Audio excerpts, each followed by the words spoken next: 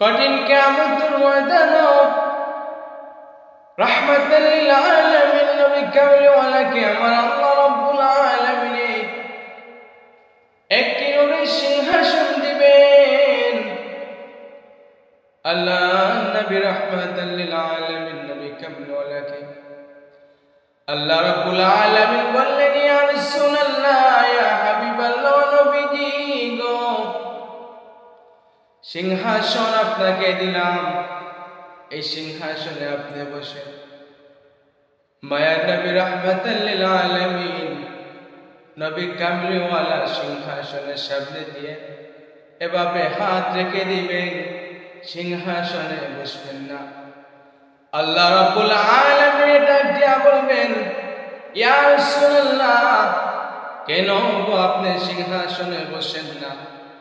রাহমাতাল লিল আলামিন নবী কামলিওয়ালা ডেকে বলবেন, ও আলী, আমি যদি এই সিংহাসনের মাঝে বসে পড়ি গো, আমার গুনাহগার উম্মতের জন্য কে সুপারিশ করবে? আমার উম্মতের জন্য তত সময় পর্যন্ত আমি সুপারিশ করব না, তত সময় পর্যন্ত আমি সিংহাসনের মাঝে বসবো না। রাহমাতাল লিল আলামিন নবী কামলিওয়ালা একথা বলে কান্না শুরু করলেন। আল্লাহ রাব্বুল আলামিন ডেকে বললেন, ইয়া রাসূলুল্লাহ, ইয়া হাবিবাল্লাহ, নবীজি 63টা জিন্দেগি আপনি কান্না করেছেন গো, আজ আপনি কান্না করার জায়গা নেই, সময় আপনি কান্না করার সময় নাই।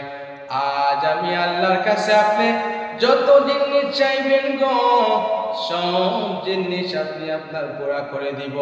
আপনার উম্মতের জন্য আমার কাছে আপনি সুপারিশ করেন, আপনার উম্মতের সুপারিশ আমি আল্লাহ কবুল করব।